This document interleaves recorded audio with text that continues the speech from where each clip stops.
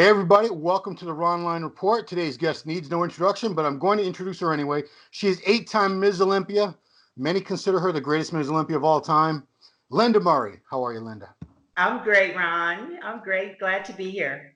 So we just got some amazing news, unexpected news at the last Olympia, at the Saturday Night Finals. It was announced that after being gone since 2014 was the last year we had a Ms. Olympia. In 2020, it's coming back. Yes. Clearly, this is this is big news, and it's due in large part, if not I don't know, sole part, to Jake Wood and the Wings of Strength company that he runs. And Yes. first of all, I want to know, did you have anything to do with this, Linda? I suspect you did. Yeah. Well, I feel definitely I had something to do with it in that um, when the Miss Olympia was first removed from the Olympia weekend, I just made sure I aligned myself and my presence known so I didn't disappear. Mm. I knew that it was important for the current women bodybuilders to continue to weight train and follow what their passion, because if not, it's been like what, 5 years, so then there wouldn't be really many of us left to have a comeback. Right, right. So I definitely played a role in it. It was something that Jake and I and the crew from Wings of Strength, that we talked about it often and just made our presence known. Because women's bodybuilding, it never went away completely. Obviously, we never stopped having pro women's bodybuilding shows, but it was largely in part to Jake, obviously, for sponsoring Wings of Strength, sponsoring the events, which most of them were held along with Tim Gardner's contests, if I'm correct. Yes, So it yes, was Jake and Tim really that have kept it going yes, these last few years, for the most part. absolutely. Tim Gardner played a major role in it. Mm. The fact that he was willing to give us a platform to continue to compete on. Tim has so many shows throughout the year. I don't know how he does it, but Tim Gardner definitely played a major role, because that's where it really first started. Is Jake and Crystal at the time heard that he didn't have the funds to sponsor the pro show, and that's when they stepped in. And so from that point on, Tim Gardner Productions and Jake did an excellent job of aligning and putting people in place.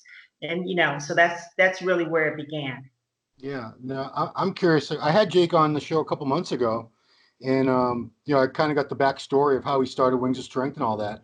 But I guess the argument when they removed the Ms. Olympia event, and they removed the Ms. International event from the Arnold weekend, I guess the argument was that it wasn't sustainable anymore, that it wasn't selling tickets, and they couldn't get sponsorships, and so it was really like basically a financial reason that they were giving. But obviously Jake and Tim Gardner, they haven't been doing these events to lose money. They're businessmen, Yes, So, and yes. particularly Jake with the Rising Phoenix show that he's been doing is it always in September typically? Yes, it's always the week before the Olympia weekend. Okay. Was this That's, the, yeah. the third one that they just had? This is it seems like the fourth. Okay. So, I mean, that's an event that was put on in Phoenix.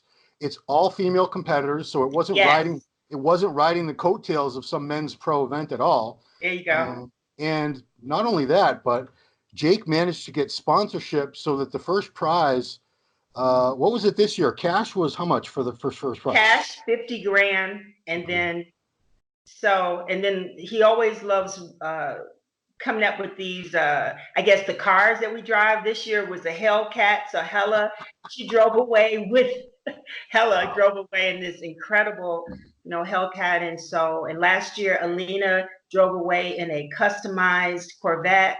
So if you do the math, it's Yeah. over 100 grand that you walk away with. Now, the last time you won the Ms. Olympia, what was first prize? Yeah, the last time I won the Miss Olympia, first place was 20 grand. Wow. Okay. Now here's the thing. My very first Miss Olympia in 1990, the prize money was 27,000. The second year was 35,000, and then the third year went to 50 grand. Oh, wow. So before, my first 6 Olympias, the prize money went up. It stayed at 50 grand. And then there were, at the time they were trying to decrease the money. Hmm. And that's when I actually called Jim Mannion. Um, Wayne DeMilla was the promoter of the Olympia weekend. And I was like 5 times Miss Olympia. And I said, listen, guys, you can't expect me to compete in this competition. Previous year, 50 grand, and now you're trying to decrease the money to 20 grand. Yeah. Just doesn't make sense to me. And I feel like that's where you have to use your name and your power, because people are going to the show and buying tickets to see me. Yeah. Then I need to stand up and say, hey, sounds like a personal problem. You guys are having right. I mean, the money, I'm not but it's aware working. of any Olympia prize money for any division ever going backward and getting less money ever. Yes. Never. But it did. In Correct. your case, the final Olympia that you won in, was it 2003, was $20,000? Yes, the 2003 was 20 grand. So when I returned back to the Olympia, and like I said, I try to point this out to people that this wasn't all about, Kim Shazevsky, who won the Olympia after me, and then Iris Kyle. This was really, they were trying to do that under my reign when I had 5 Olympias. Yeah. And so because I was connected enough, and I stood up and said, hey guys, this is just not fair. Like, there's no way I'm going to go from 50 grand and, go to 20. Right. Yeah. That's like a 60% pay cut, basically. 60% pay cut. And you know what I think too, here's the thing also, and for me, because I was there, I witnessed Corey Everson win in 1989 in New York at the Beacon Theater. Yeah. It was very similar to what we're talking about now with Tim Gardner's show with the Rising Phoenix and the Tampa Pro, where it's all women. Yeah. So my first Miss Olympia, all women, 1990, 91, 92, all women. The prize money goes up from 27,000 to 35,000 to 50,000, and we're alone. We're not coupled with the men. So this was back in the 90s. So here's my thing. You can't use the excuse or tell me that financially it was about the ticket sales, because the audience was packed in 89 at the Beacon Theater in New York. Yeah. It was packed in 90. And then I think in 92, we were at the Shrine. 91, we were at the Shrine. It was 91. That was my first Olympia, Ms. Olympia I went to. And it was a standalone event. It was not, the Olympia that year for the men was in Orlando.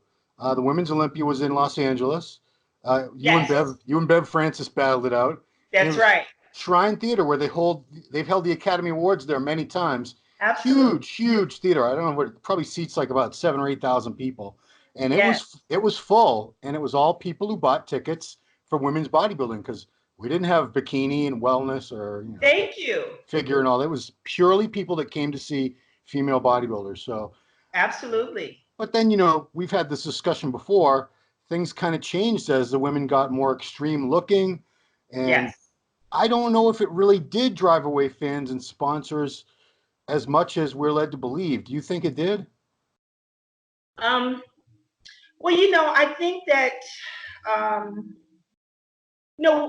we have a following and people that love both the big men and the big women. They know what they're looking at. So, yeah, in a sense, definitely, when it comes to sponsoring and it comes to marketing, Yeah. a company, they want people that are, how can I say, that people are attracted to, that people want some of what they have. Marketable. That's the word they Yeah, always use. People that are marketable. marketable. Period. Period. They want that, you know. And I know that it's possible with women bodybuilders, no question about it. You know, and that's where I hate that we had that 5 year break, because there are things that the women, we need to come together to discuss what can we do to be better and marketable, and you know, um, that's my opinion on that. Okay. It's Well, just that I know there's more work we can do. right. I mean, you know, this has been an argument before. I'm sure you've had this conversation with a lot of people. Is, you know, men aren't expected to be, especially if they're great bodybuilders, they're not expected to be movie star looks or handsome or sexy or anything like that. We're looking at the physique. But with women, there's always been this expectation that, you know, they need to be pretty and feminine and have their hair and their nails and still have these big muscular bodies. You know, it seems like, and I'm not going to name any names or point anyone out, but the women now, the women who are at the top of pro bodybuilding now, it doesn't seem to me like they're trying to be any less extreme. They're doing, you know, they're pushing their bodies to limits just like the men, and they're coming in with as much muscle and as least body fat as possible. The way, you know, that's bodybuilding. Yeah. That's what we're supposed to do. You're supposed to get as big as you can, as ripped as you can, and then get up on stage. Uh, have there been discussions as far as a look or trying to steer anything toward femininity, or is it purely all about just being the best, you know, muscular athlete on stage that day? Yeah, well, I know for me, and for the future, and us having this opportunity to come back, I'm going to definitely make my voice heard among the women, like in private conversations. And I've tried to do that, and you know, with different individuals that are different individual bodybuilders, because I do believe, I know I'm a woman, and I'm not Ronnie Coleman, I'm not Jay Cutler. My approach has to be different. I'm not saying to not train hard.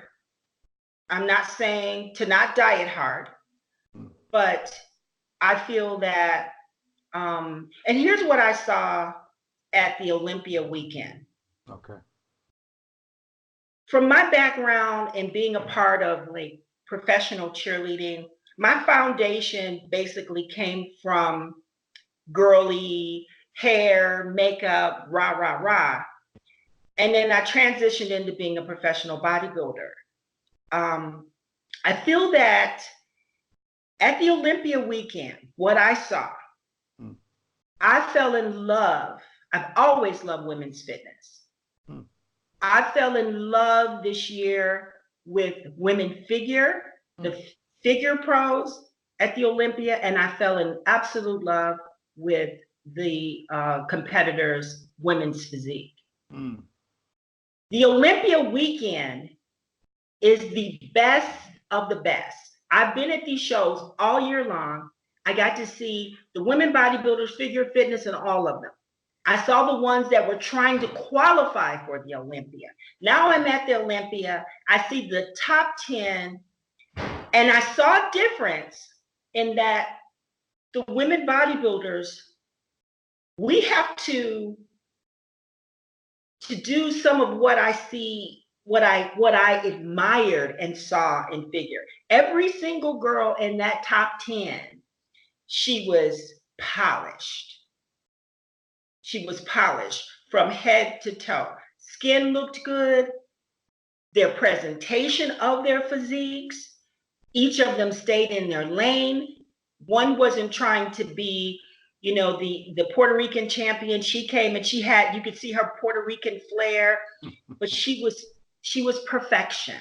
Jessica Reyes Padilla. Yes, perfection.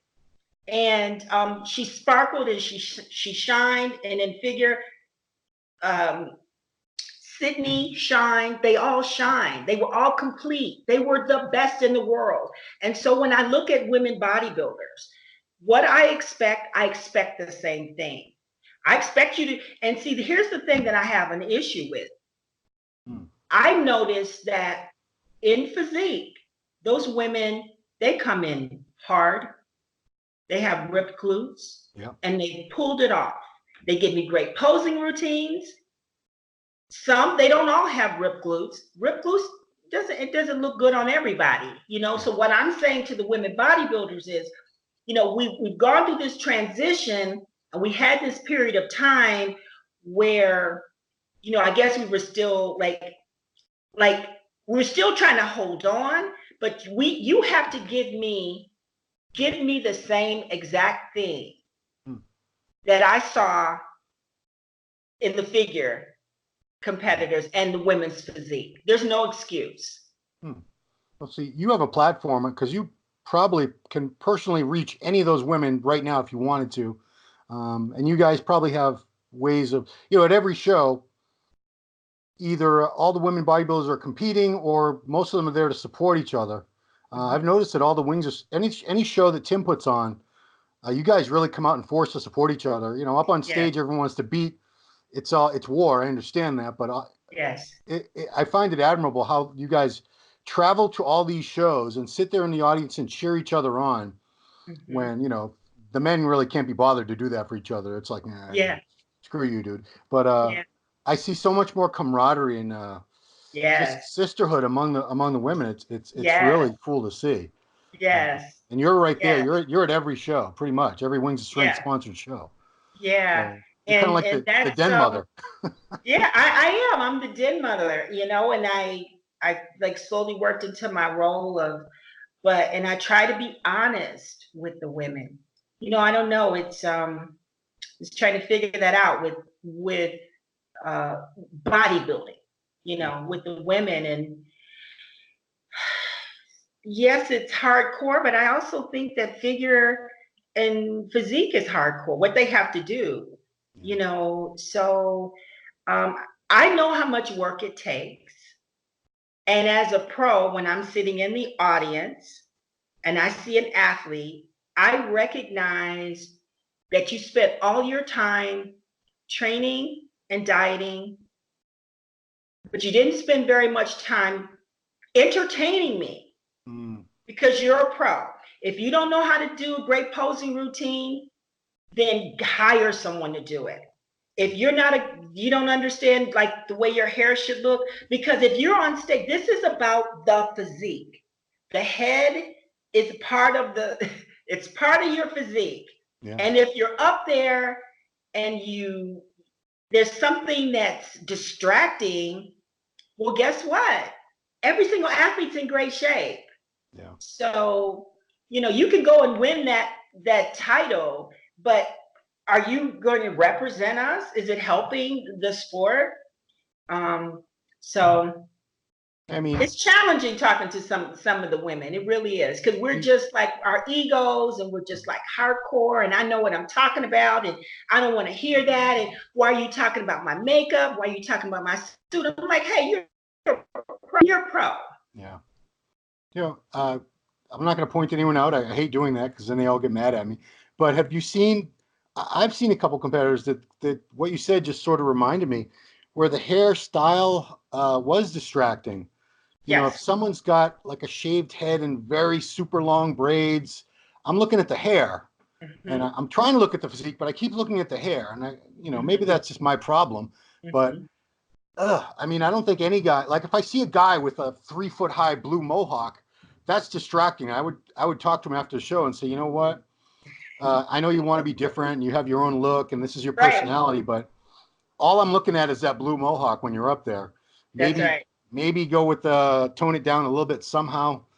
So, you know, I know people are hard headed, but they're going to listen to Lenda Murray. I would hope they would. I mean, they know you have their best interest. You're trying to help. Yes, I have their best interest, you know, and it you know, it's frustrating. It's difficult for me sometimes to be honest about things like the hair. I mean, I can say that I can point out to each show that I competed in where I had to try to make, when I won the Olympia, my first Olympia, then I realized that I'm the role model, I'm the face of women's bodybuilding. I need to make some adjustments to hairstyle, to just, it was important because, first of all, I want to be in the magazines. I want to, the role changes. Right. For me, it does. And Well, let's face it, you were on a bunch of magazine covers. You know, you were in supplement ads. You were very well publicized during your reign. And we can't, yes. I don't think after you could really say the same for any of the Ms. Olympia champs. I never saw them on a magazine cover. I don't think any of them had supplement contracts. And it's because, they weren't marketable. It's, if I'm trying to Yeah. sell magazines, I'm trying to sell supplements. I want someone that's going to be, I don't know, someone's going to see that picture and go, yes, I want to look like that. I'm going to buy this fat burner. I'm going to buy That's this right. magazine to find out her booty workout or whatever. That's right. So, Yeah. um, It's extremely important, period. It just is. And I've had to come to accept that there are some athletes that they take a different approach. And I've let go and said, okay, I get it. I get it. For you, it's all about just winning a title. And, but I know other things are important too with them. And it is a lot. It's a lot that we have to do, each athlete. But like I said, physique is doing it. Figure, yeah, so yeah, we it's had important. a good amount of women competing in women's physique now. Were competing in women's bodybuilding, before that, prior to that. Do you think we're going to, now that we have the Ms. Olympia returning, do you think we're going to see some of them coming back to bodybuilding? Yes, you mean some of the women that moved on to like Yeah, went back to some of physique? them were competing as bodybuilders, but Yes. when the writing was on the wall that bodybuilding was on the way out and women's physique was on the rise, it seemed like that's what it felt like they were trying to replace women's bodybuilding with women's physique. I don't think anyone Yeah. ever came out and said that, but that's Right. the vibe we were all getting. Yeah. So a lot of them did do that. They downsized a little bit and softened up their look, and they went to women's physique because there was no more Ms. Olympia. There was no ultimate title to try to achieve. No. Now that that's back, maybe some of them you think are going to come back to women's bodybuilding and go for the Ms. Olympia again. Yes, I mean, I'm going to be honest with you.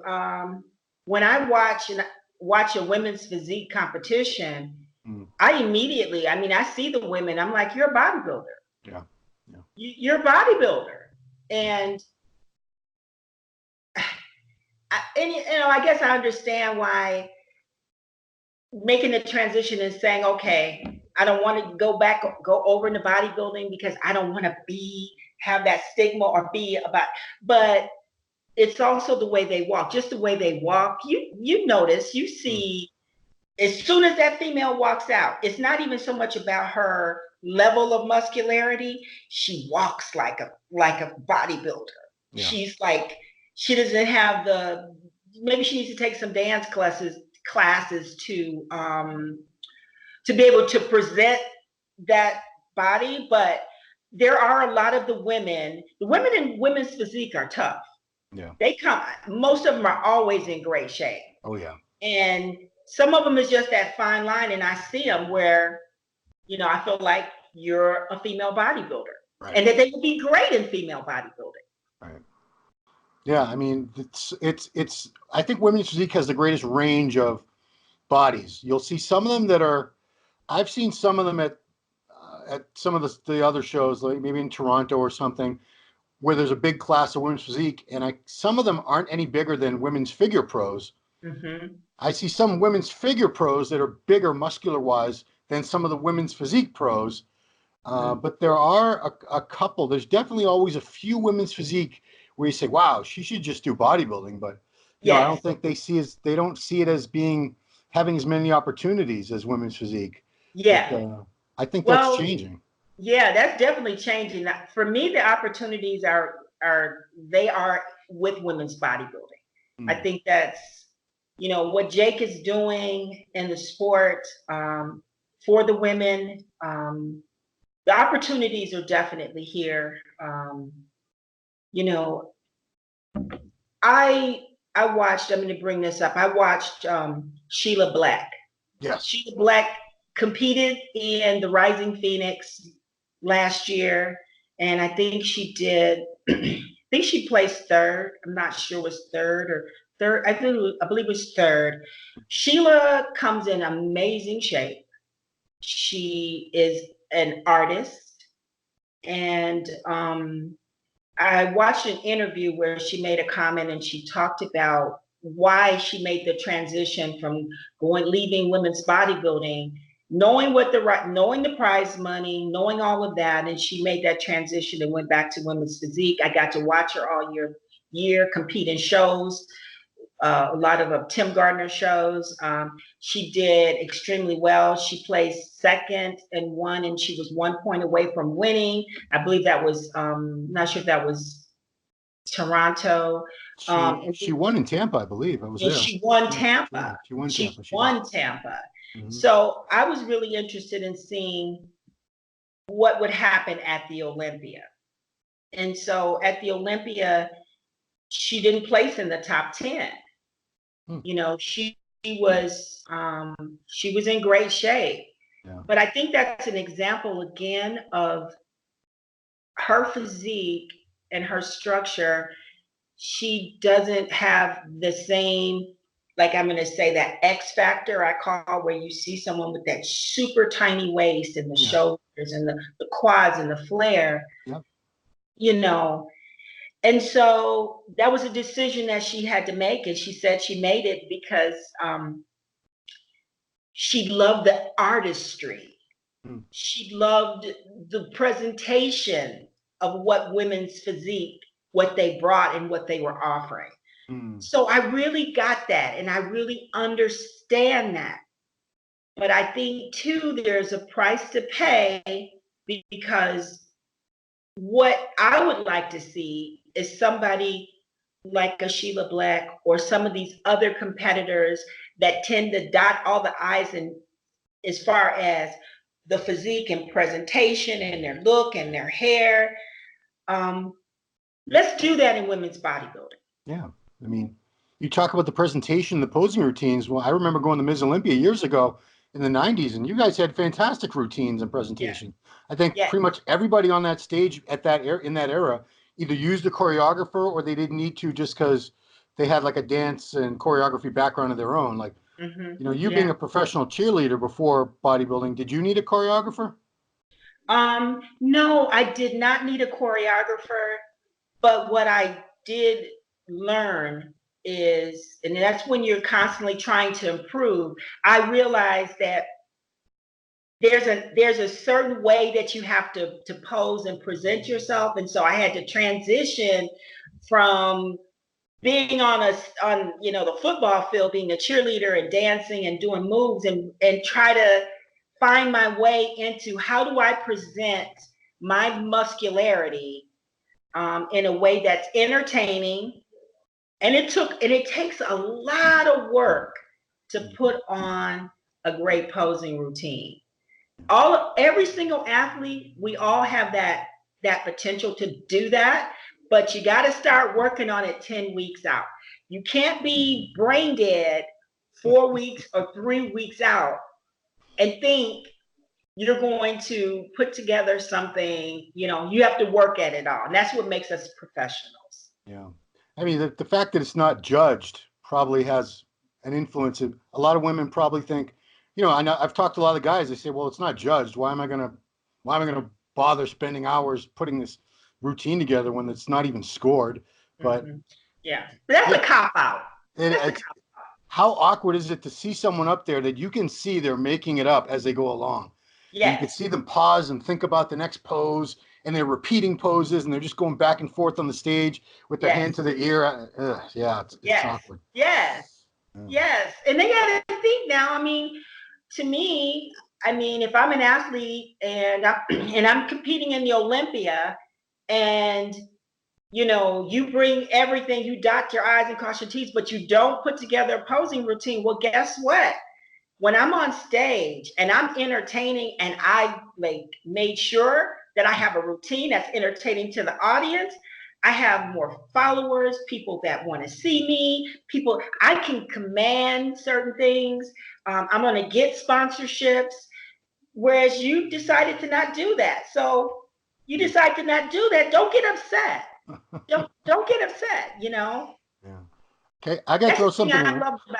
That's the thing I really loved about Kai Green, when I actually got to see Kai Green on stage. Yeah. And Phil He had this really beautiful physique that flowed in the lines, but there was just something about Kai Green when he was on stage that he captivated me. I couldn't take my eyes off of him. Yeah.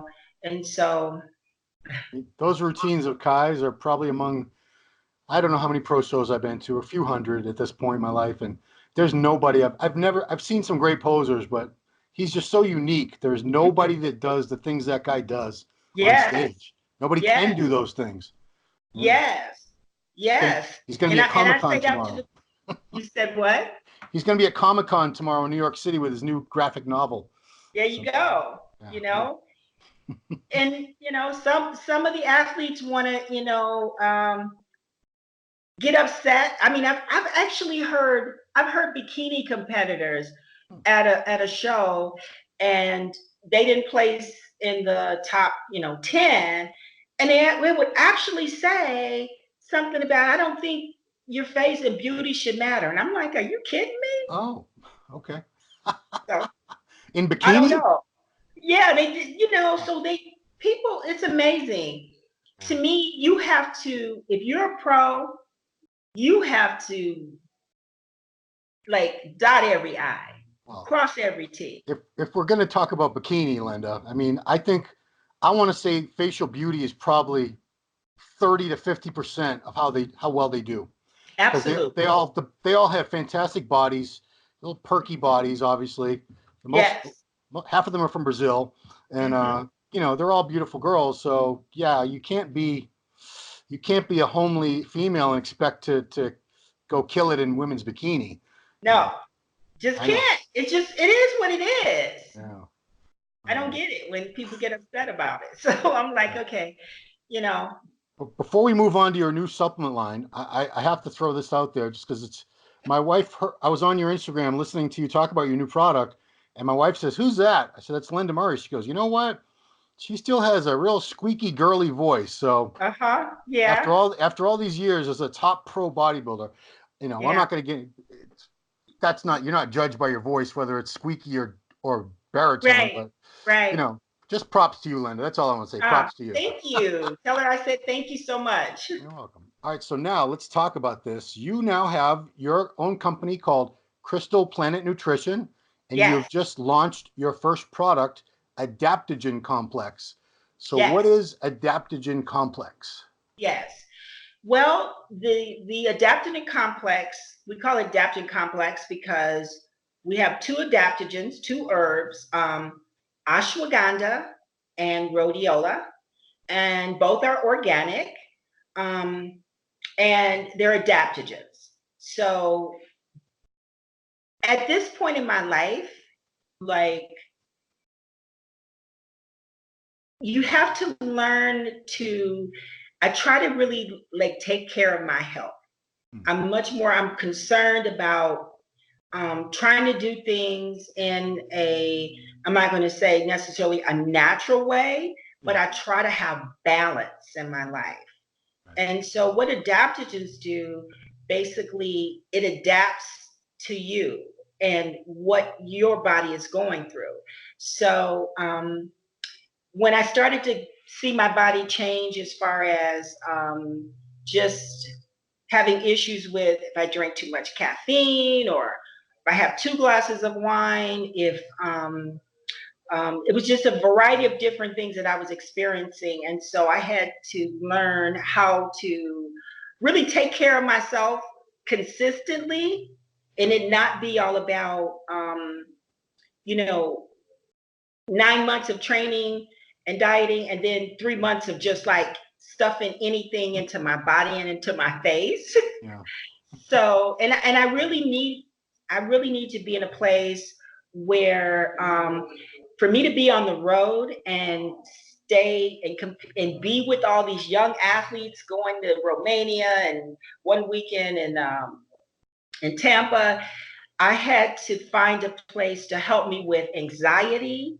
Um, and so I'm at a place where I'm using supplements, organic supplements, and I did not want, what I did not want is, it wasn't for me about protein powder or amino acids or bodybuilding products. It's about targeting people that when they're at the age of about, it starts to happen to us like when we're at mid 20s. But when you're at 35, you really start to see a change, and you need to do things so that you can adapt and do it in a pretty, how can I say, just natural kind of organic way. Now, do adaptogens have what I guess, could I call it an anti-aging properties to them? Yes. Okay. Yes. You look about 25, so something's working. Okay, that's sweet. Thank you. Yeah. And if people Google ashwagandha, when I first heard of ashwagandha, um, it's primarily, if you look at those in India, it's it's like the herb. It's like the herb that they use, and they use it for anti-aging. And it's amazing that something can kind of meet you where you're at. So if you're like lacking energy, it helps you with your energy. If you're having problems with anxiety, it really helps to keep you calmer and more balanced. If you're having problems with sleep, it helps and adapts and balances you with sleep. So I thought, what is this? What is this supplement, this herb that can help you with energy and help you go to sleep? That was just something for me. So um, I decided that was the first product I wanted to start with. So what do you personally, what do you use it mainly for? What effects do you experience with this product? You know what? I'm gonna tell you, one of the first things that I experienced was my libido. Oh, Yeah, do I mean, tell. I'm serious. Did it go up or down? It went up. Oh, good. It Okay. went up, and then that was really great because you know what it is? It just gives you like a smooth energy. It gives you, how can I say, just a feeling of, you just feel good. First, you don't Okay. really know because it's not so like right in your face, but you just feel like, okay, well, I feel good today, So look up ashwagandha, I've been hearing a check lot it about out. it. Yeah. Ashwagandha, it is amazing, anti-aging, and I'm excited because I sell it on Amazon, Oh, wow. and I think that whole that how can I not? I mean, like they do everything for you. So I'm excited about it. It's been about getting close to a year. Oh, since you started with this product? Yes. So people can go to Amazon and, punch in Crystal Planet Nutrition and it'll Yes. come up. And it's for Yep. right now you have the one product in your line, I Adaptogen have that Complex. one product in my line. And if they put in ashwagandha, and that's the whole thing with Amazon, it's about ranking. Yeah. So you want people to do reviews. And so if they put in ashwagandha capsules, it'll come up. Oh, wow. Now, do you have anything else in development? I don't want you to give away all your company secrets, but anything you can tell Right. us? You said what? I said I don't want you to give away all your secrets to your competitors, but do you have anything else in development in the works? Yeah, you know what? I'm really interested in skin, taking care of the skin. And so I'm looking at product as far as just helping, because we all really care about that at a certain point. And also possibly interested in something that's like a detox, a natural detox. So yeah, Okay. we'll see. But I'm excited about it.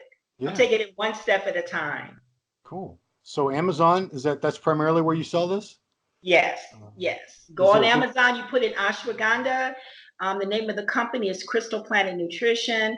And again, I'm so excited about it because I really believe in the product. It helps me with libido. It's helped me with anxiety, Hmm. which is awesome. So and actually I get a good night's sleep. So I'm That sounds excited. pretty ideal. Yeah, it's ideal. Do you have an Instagram for Crystal Planet Nutrition? Yes, I have my Instagram, so you can just go in Crystal Planet Nutrition. I'm on Instagram, Facebook. I just started my YouTube. And let's see, what else am I doing? Yeah, What's your YouTube? pardon? What's your YouTube channel for it? It's Crystal Planet Nutrition. Okay. Yep, just Because you're Crystal. on Yeah. Instagram, your personal Instagram is the MsOlympia. Yes. So the MsOlympia. Everyone give her a follow if you're not already a follower. And yeah, that's very exciting because I see you running around doing so much with Wings of Strength. I didn't know you had other things in the Yeah. works. That's great to Yeah. hear. Good for you. Yeah, and it's exciting. Jake has helped even, we had it, we advertised, marketed at the Rising Phoenix and also at the Olympia weekend. And this is something that I'm really passionate about. It just really took me a long time to come to find out what is it that I want to do, like, and when I started to try to really take care of myself, train consistently, not overtrain, watch my diet, then I had to also go out and seek supplements and herbs that help me to get through the day. Hmm. Good. You know we're the same age now, right? I You finally know, I finally caught no up. way. No, you're not. Yeah, I just turned 50, so we're now the same age. Yeah. Oh, you Okay, stopped I'll at take 50. you I'm stopped 57, but I'll 57. be 58. I'll take 50. I'm looking 50 at is you and like that's the best time I'm of your looking life. at high definition and I'm saying no, I'm going to say 30. I'll be honest, about 30, 35, 36. Okay, I'll Yeah, take that. I love nothing you. wrong with that. That's not a bad age. I know, man. That's the best time of your life. When you're in your mid 30s, it Mm-mm. really, really is. People spend too much time thinking about like they're old. I'm like, girl, this is the best time of your life. If I could go back to 35, whew, those were the Yo, you days. look great, Ron. Yeah, 35 was a great age though. Oh boy, let me tell Yeah. you. So, okay, great. So everybody, please check out Crystal Plant Nutrition on Amazon for Lenda's product, Adaptogen Complex. Help you with all those things she talked about. Yes. Give her a follow on Instagram at the MsOlympia, and follow along because we got the MsOlympia coming back, and who That's else? it. Who better to keep us informed as we get closer to that show than the legendary 8-time MsOlympia, Lenda. All right. Lenda, thank you so much for your time. Always a pleasure talking to you. Uh-huh. And Great talking to you, Ron. Tom, Thank you so much. cool. And guys, thanks for watching the Ronline Report. We'll see you next time.